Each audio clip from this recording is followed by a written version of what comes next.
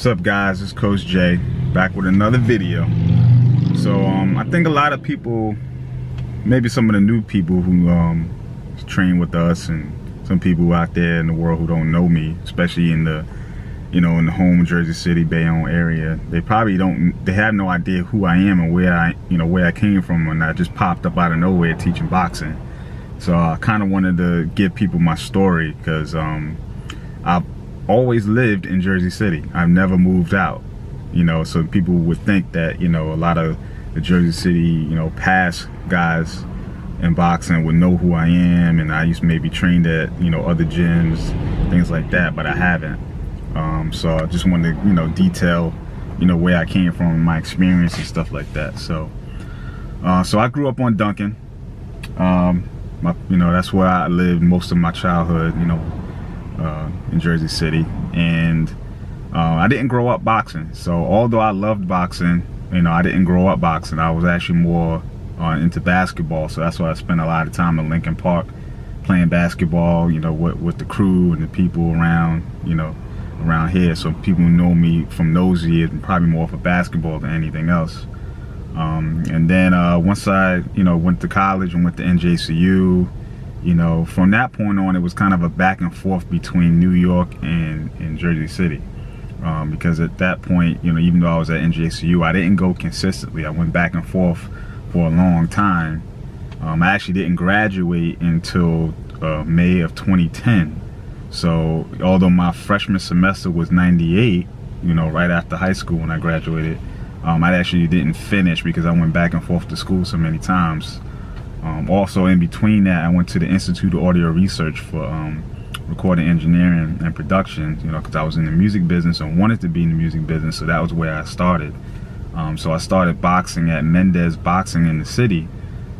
So that's where I really got my introduction into boxing, and I didn't really make it a big public thing. I didn't tell people about it, and frankly, I didn't even know anybody in Jersey City as far as boxing. I didn't know the gyms. I didn't know people who box. I was just kind of doing it because it's something that I love. So that was like the early 2000s. So I used to train over there with a guy named Ricky Ray Taylor. He was a good trainer.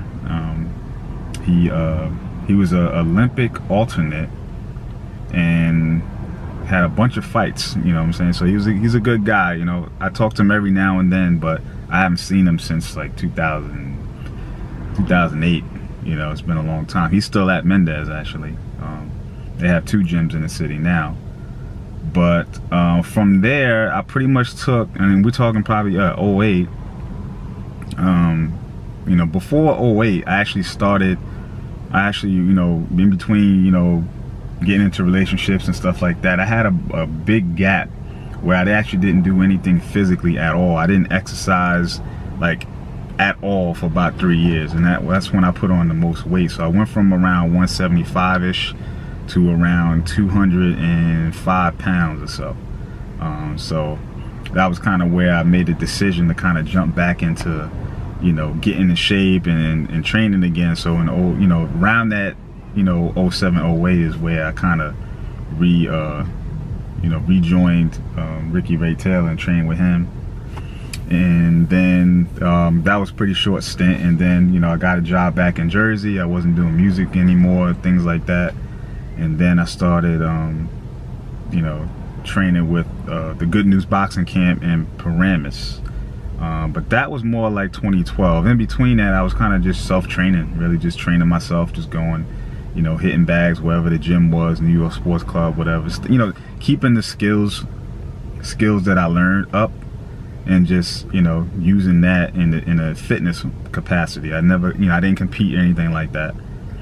And so that was kind of where I came back to. And then a friend of mine, Teddy Mercer, he's a well-rounded martial artist. His base is in karate, but he's trained in dozens of different styles, so boxing being one of them.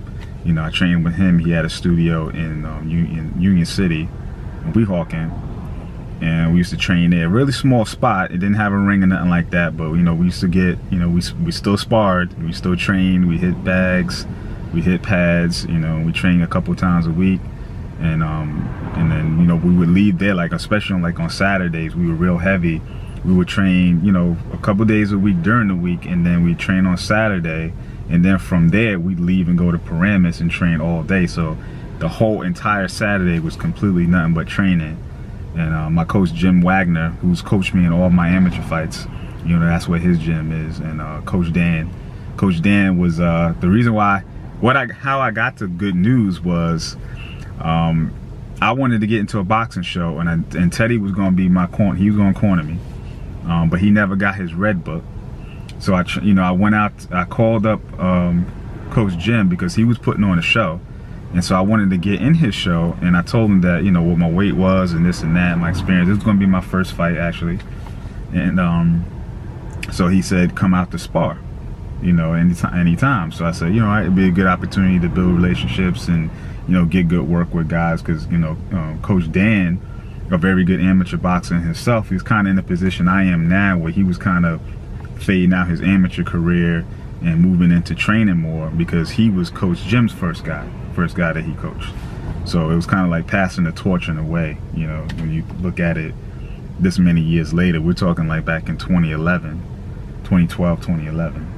And me, my wife, my brother went out there, and I sparred with Dan, and, you know, put up a pretty good, you know, thing against him. And Coach Jim said, you know, hey, you know, you could train here anytime. So I took him up on his offer, and, you know, that's been my coach ever since that point, you know, as far as boxing is concerned. So so from there, you know, like I said, we have 4 fights together.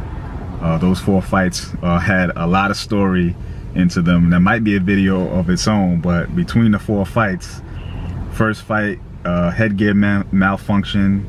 Second fight, tough guy from Jersey City, Aziz, who, you know, a shout out to him, is going great things himself right now, so we'll see each other again soon. Third fight, I had issue with my eye, which put me out the fight. And then the 4th fight, I actually fought a guy that I trained before. So a very interesting amateur career, you know, over that time frame. So then we're going back to 2012.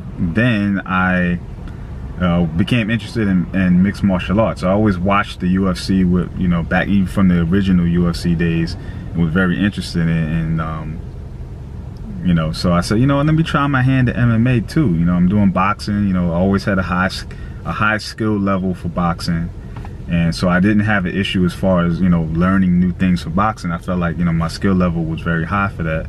You know, there's always new things to learn, and I'm always learning, even to this day. But, you know, I felt like at that point, my skill level was very strong.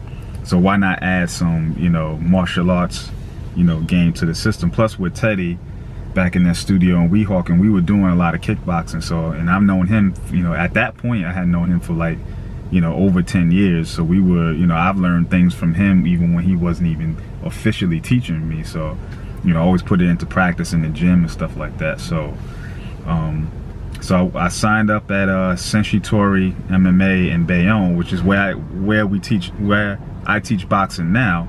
But at the time when I wasn't teaching, you know, that's where I trained in mixed martial arts. So Soke Ray is you know, a well-rounded martial artist. He has, you know, black belts in karate. He has black belt in judo.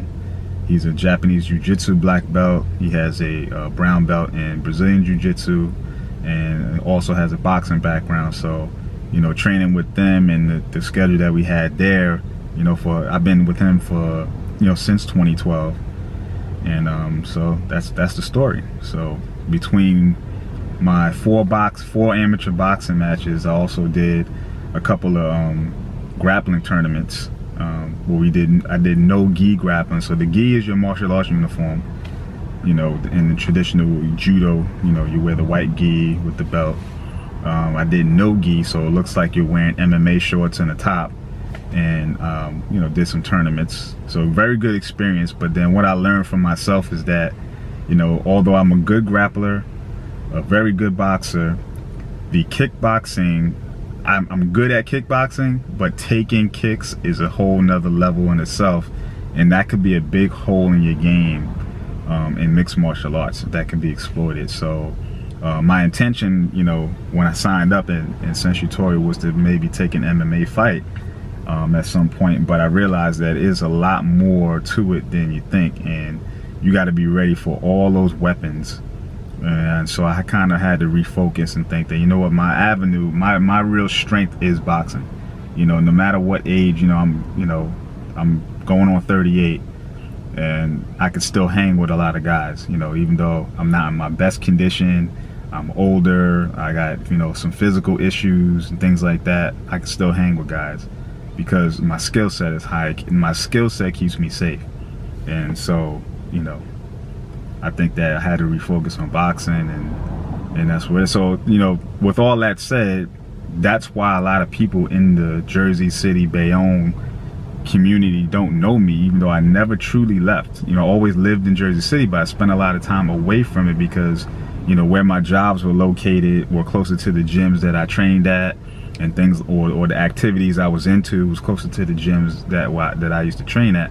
So, I never trained at any gyms in the area. So now that I'm back in, my home area of the Jersey City, Bayonne area, people, are probably looking at like, who is this guy popping up thinking he's an expert in boxing, and teaching boxing out of nowhere, right? I'm not an expert. I don't ever want to consider myself an expert, no matter how skilled I am at boxing or teaching or whatever, because I think a true martial artist, a true practitioner or a fighter has to always humble himself and feel like there's more to learn, because the more I learn, the more I can pass on, to make, my trainees and students better.